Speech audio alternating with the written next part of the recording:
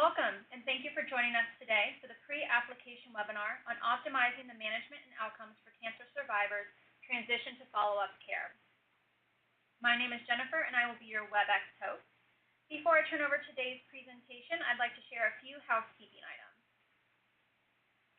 All attendees have been muted upon entry and will remain muted for the duration of the webinar. Please submit your questions throughout the presentation in the Q&A or chat panel and select all panelists from the drop-down. We will ask these questions on your behalf during the Q&A portion of the webinar. Questions about specific aims will not be addressed during the Q&A. If you need to view live closed captioning, please refer to the link that will appear in the chat box. This webinar is being recorded and will be posted online at a later date. And with that, I'd like to turn it over to Dr. Michelle Malika. Thanks very much, Jennifer. So my name is Michelle Malika, and I am joined by NCI Program Director Lisa Galicio, who will be facilitating our question and answer session, as well as other NCI colleagues in the room here today. I'd also like to acknowledge that this RFA concept has been developed in collaboration with several colleagues from NCI's Division of Cancer Control and Population Sciences.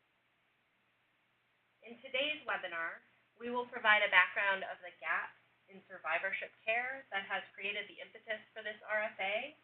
We will discuss the goals for this request for applications as well as application requirements, and we'll also take your questions. We'll start with a brief overview. NCI recognizes a definition of a cancer survivor from the time of diagnosis through the end of his or her life. The Institute of Medicine, now the National Academy of Medicine, identified the transition from acute treatment to post-treatment follow-up care as a critical period for cancer survivors. It's during this time that treatment ends, and survivors often experience a loss of their safety net as they're faced with life after cancer. Survivorship care after treatment should be comprehensive, and the Institute of Medicine recommends that it includes prevention and surveillance of recurrence and new cancers, surveillance and management of the effects of cancer and its treatment, as well as health promotion and preventive care. These complex needs necessitate the delivery of comprehensive, coordinated care after the completion of treatment, often involving multiple providers. The term model of survivorship care has been used to describe the process for the delivery of follow-up care, including what type of care is delivered, when, and by whom. Some examples include the widely used oncology-led model, where oncologists or other oncology healthcare providers follow survivors for prolonged periods of time after treatment ends. This oncology-led model of survivorship care, however, is not appropriate for all survivors and is not sustainable given the mismatch between the growing number of survivors and the overburdened oncology workforce. Many stakeholders have recommended team-based continuing care that promotes cross-specialty provider collaboration. And two examples of this are the multidisciplinary survivorship clinic, where care is provided through a specialized team in a separate clinical area. This occurs most often in high-resource settings and is beneficial for higher-risk survivors, as well as the shared care model, where follow-up care occurs as a partnership between oncology specialists, primary care providers, and other specialists. Although models of care may vary based on resources and populations, there are challenges to successful follow-up care. First, it is unclear who is responsible for which aspects of survivorship care, and this is further complicated by the lack of communication and coordination between oncology specialists, primary care providers, and other providers, and the fact that it is often difficult to engage PCPs who have not often been involved with patients during treatment. It is also necessary to make sure that providers not involved in active treatment have adequate ongoing education and knowledge to deal with the advances in cancer treatment. And the survivorship care plan, which provides a summary of cancer diagnosis and treatment information, as well as recommendations for follow-up care, was originally envisioned as a tool to deal with some of these issues. Unfortunately, there is limited evidence that survivorship care plans alone improve survivor outcomes. As a result, many stakeholders are focused on the delivery Overall, the lack of a clear survivorship care pathway leads to under and overutilization of care, poorly managed cancer and treatment-related symptoms, and burden on the patient and care delivery system. To address these issues, we have been fortunate to fund this RFA through Cancer Moonshot funds. The Beau Biden Cancer Moonshot initiative was funded as part of the 21st Century Cures Act and was designed to accelerate efforts to prevent, diagnose, and treat cancer and achieve 10 years of progress in 5 years. We'll now go through the goals for this RFA. The purpose of this RFA is to solicit applications that develop and test models of care for adult survivors of cancer who are transitioning from active treatment to follow-up care. The purpose here is to support interventions that focus on enhancing communication, collaboration, and coordination among oncology and non-oncology providers. This RFA will fund R01 grants, which most of you are familiar with, as it's one of our more commonly used grant mechanisms. You can see detailed information about R01s here. In order to be considered responsive, applications should focus on patients with adult onset cancers who have completed active treatment. Active treatment includes but is not limited to chemotherapy, radiation therapy, surgery, and biotherapy. This may or may not include survivors who are receiving long-term adjuvant hormonal therapy. In addition, applications should focus on patients whose follow-up care, at least in part, can be transitioned to providers other than those who provide active treatment. For example, primary care providers, advanced practice providers, and other specialty providers. Interventions should also foster collaboration among oncology and non-oncology providers and focus on more than one domain of follow-up care that you see here. And interventions should be multi-level and include at least 2 of these levels: patient, provider, and practice or organization. Interventions should occur during the period following completion of active treatment. They can begin earlier and extend later than this time point. In addition, applicants should address the potential for future scalability and sustainability in the development, design, and testing of proposed interventions. An application should be multidisciplinary, with a co-investigator team including oncology and non-oncology providers. Endpoints should be based on the application itself, but we suggest meaningful endpoints such as the following areas: patient-centered outcomes, including patient experiences, symptom burden, and health-related quality of life, healthcare utilization, for example, visits with providers, avoidance of unplanned hospitalizations and ED visits, care quality, including receipt of recommended follow-up care and receipt of appropriate preventive care, and cost of care. In addition, through this RFA, NCI seeks to fund applications that represent a broad spectrum of cancer survivors and care delivery settings. Applications are strongly encouraged but not required to focus on the needs of minority or medically underserved survivors and or those receiving care in community settings. Applications are also strongly encouraged to include samples of survivors that include more than one cancer type. Applications will be considered non-responsive if they propose observational research only, are focused only on the patient or survivor, are focused on cancer patients on chronic long-term therapies or advanced cancer patients or those with metastatic disease, applications that propose program evaluations of existing models of care or provision of a survivorship care plan only, and applications that focus on pediatric cancer survivor populations. We ask that you refer to this RFA number for an RFA focused explicitly on pediatric and AYA cancer survivors. The receipt date for this RFA is June 28th, 2019, with a letter of intent due 1 month prior. Applications will be reviewed by a special emphasis panel, and in addition to standard review criteria, please note and address the following special criteria. How strong is the team in terms of representation of oncology specialty providers and other healthcare professionals? And how well has the applicant addressed the potential for scalability and sustainability in the development, design, and testing of the proposed intervention? As this RFA is clinical trials required, please note the updated NIH requirements for clinical trials research applications. The link at the bottom of this slide has very useful information about these requirements. In terms of budget, as with any grant application, the budget should reflect the actual needs of the proposed project. For this RFA, budgets may not exceed $500,000 in direct costs per year. Additionally, although each R01 award will be based on an independent project, awardees will be expected to participate in an annual investigator meeting to share knowledge, progress, and findings with other awardees.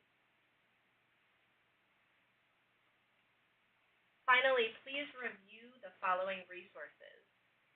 We ask that you read the RFA carefully and refer to the access and data sharing plans that are required for projects funded as part of the Cancer Moonshot. This webinar and frequently asked questions will also be posted on our website. And finally, please connect with us early to discuss your project aims and questions. And at this time, I will turn things over to Lisa Galicchio, who will be facilitating our question and answer session. Thank you, Michelle. We have a lot of time for questions, so please type in your questions to the question and answer box on the WebEx screen.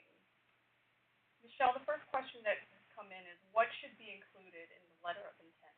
It's a great question. So letters of intent assist NCI in identifying expert reviewers without conflict of interest, and they are due a month prior to the June 28th due date. They should include a descriptive title of the activity, specific aims, the name and contact information for the PIs, names of other key personnel and participating institutions, as well as referencing this RFA number. Great. So regarding data that is needed for this application, how much pilot or preliminary data are needed for the application? Sure. So reviewers will evaluate the application for scientific merit, and that includes an assessment of the rigor of prior research that supports the scientific premise for the proposed project. So preliminary data should be sufficient to support any gaps in the premise of the proposed project and or demonstrate that the proposed research is appropriate and potentially promising, rigorous, and feasible given the team and environment. Will there be a second receipt date or solicitation issued for this RFA? Currently, there's only one. So at this time, there is only one receipt date planned, the June 28th receipt date. Okay. Are adolescents and young adult cancer survivors included in this RFA? Or adult survivors of pediatric cancers? Sure. So this RFA focuses on survivors of adult onset cancers, so does not include adult survivors of childhood cancers. In terms of adolescent and young adult cancer survivors, we're focused here more on adult onset, so the population could include younger adults, but those with adult onset cancers. Okay. Budget. Is an awaiting receipt of application or ARA required for budgets that exceed $500,000 in direct costs in any of the grant years? Sure. So application budgets for this RFA may not exceed $500,000 in direct costs, so the ARA policy does not apply. Are multiple PI submissions possible, and are they encouraged? So multiple PI submissions are acceptable but not required. There is a requirement to include both oncology and non-oncology providers on the co-investigator team, but this does not necessarily need to be as a multiple PI submission. Let's talk about sustainability and scalability, which is included in the RFA. Do we have to, or do grantees have to submit an implementation science application? Sure. So the RFA RFA requires applicants to address the potential for an intervention to be scaled and sustained. We are not requiring applicants to submit an explicitly implementation science application, but applicants should design their intervention keeping in mind potential for scalability and sustainability. Great. Are applicants required to include specific outcomes, measures, or levels, such as patient, provider, and system in their application? So we encourage investigators to consider meaningful endpoints, and we've suggested some in the talk here today in the areas of patient-centered outcomes, healthcare utilization, care quality, and cost of care, but there is no specific requirement for common data elements, measures, or levels. A WebEx participant says they would like to use the NCI Community Oncology Research Program, or NCORE Network, to conduct a clinical trial in response to this funding announcement. Is there anything special that this person needs to do if they're going to use the NCORE Network? Sure. So there are additional steps that you need to take if you're proposing to use the NCORE Network to conduct your study. And this process does take additional time. So you will need to speak with NCI NCORE staff prior to submitting your letter of intent and proposing a study that is in NCORE. So I would email me as a program director to put you in contact with that NCI NCORE staff very soon. How many years can this R01 be funded for? So the scope of the proposed project should determine the project period, but the maximum period is up to 5 years. And does the application need to include a data sharing plan? So yes, all applications, regardless of the amount of direct costs requested for any 1 year, should address a data sharing plan. So there's a number of questions about using multiple sites for the study. Should applications include multiple sites, or will single institution applications be considered competitive? Great question. So there is not a requirement to do a multi-site application, so that really depends on the scope of your proposed project. So it is not a requirement. Both single institution and multi-site applications are allowed. Is it acceptable for a trial intervention to be delivered within one healthcare system that includes different hospitals?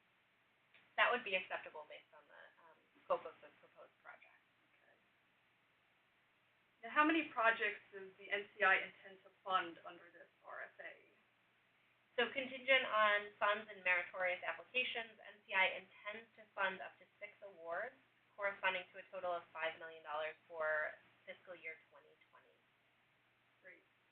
There are also several questions about the clinical trial definition. How can applicants be sure that their study meets the definition of a clinical trial? Are there specific guidelines on the design of a clinical trial? Sure. So NCI and NIH have a wealth of resources on their website that can give you tools to help determine if your study meets the definition, NIH's definition of a clinical trial, but also how to submit your forms for a clinical trial. So I would suggest referring to those websites for more information. Now, you mentioned that health disparities research is encouraged. What is the priority here in this RFA for health disparities research? Sure. So we are strongly encouraging but not requiring applicants to focus on the needs of minority and medically underserved populations, which means that we would like to fund a breadth of cancer survivor applications. It does not mean that there's a requirement to explicitly focus on the needs of health disparities in these populations, but it's definitely strongly encouraged to focus on vulnerable populations. Now, the specific timeline of interest for this RFA from active treatment to survivorship care seems key. Can you provide more information about this specific period of time in the cancer continuum that you're interested in? Sure. So there's a real need to focus on this sort of active treatment transition to post-treatment follow-up care, in that many survivors experience both a loss to follow-up care or inefficient care. And so there's a need to really maximize this transition outcomes for survivors, which is why we explicitly include that transition after the completion of active treatment. We realize at the same time that it's not always possible to transition survivors completely away from their oncology provider at the end of treatment, nor do we suggest that it's appropriate to do so. So depending on the application, we're proposing that survivors included in the application be appropriate for at least part of their follow-up care to be transitioned outside of the oncology piece. Okay. And again, applicants can contact you if they have questions about specifics regarding our interests. Absolutely, and I would suggest doing that early. Yeah. So there's also a number of questions about addressing multiple cancer sites versus only one. Would an application that only focuses on one cancer site be considered responsive? Sure. So we're hoping to fund a breadth of different types of cancer sites. We're strongly encouraging applications to focus on more than one cancer type, but it is not required. So if an applicant comes in focusing on a single cancer site, that would not be considered non-responsive. And I assume there's no number of optimal cancers. No, I really think it depends on the application itself, and this would be another instance where I would suggest contacting us early to discuss your aims. And also, there are no specific types of cancers of interest. It's what you're proposing and correct. So any type of cancer site would be responsive to this RFA. Okay. So there is a question. I'm still confused on what we will be submitting. Are we submitting for a project for survivorship needs? And does the RFA spell it out? The write-up spell it out? Sure. So I would suggest reading the RFA very carefully. It focuses explicitly on interventions that maximize survivorship care delivery. And then I would suggest contacting us very early so that we can discuss your project idea. In terms of the requirement around multi-level interventions, is the idea that the intervention must intervene upon multiple levels or that it must have the potential outcomes at multiple levels? So there should be an intervention that focuses on multiple levels, patient, provider, and practice or organization, at least two of those. The outcomes really depend on the application itself and should be appropriate based on what the intervention and aims are.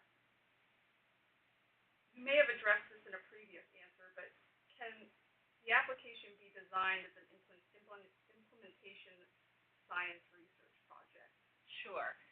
So it definitely can be, but is not a requirement. So the requirement is to address potential for future sustainability and scalability in the design and development of the intervention.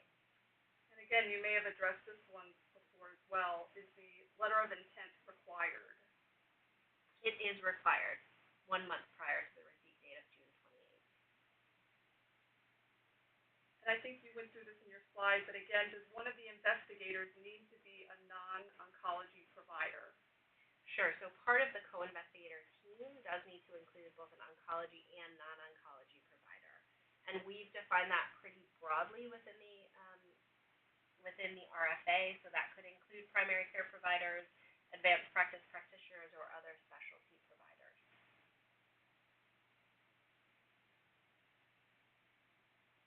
And those are all the questions we have currently. If others would like to ask questions, please do so now. We have time. So while we wait for any final questions to come in, I do want to remind everybody that this webinar is being recorded and will be posted online at a later date, which will include the recording, the presentation, as well as FAQs from today's webinar, as well as those received before and after today. It looks like the questions have slowed down, but I will leave the chat box open as we wrap up. I just want to thank Michelle for a great presentation and all of our participants for the questions that they've submitted. Again, you can email Michelle any additional questions regarding specific aims, or if you had follow-up questions to any of the answers from today's webinar. And with that, thank you.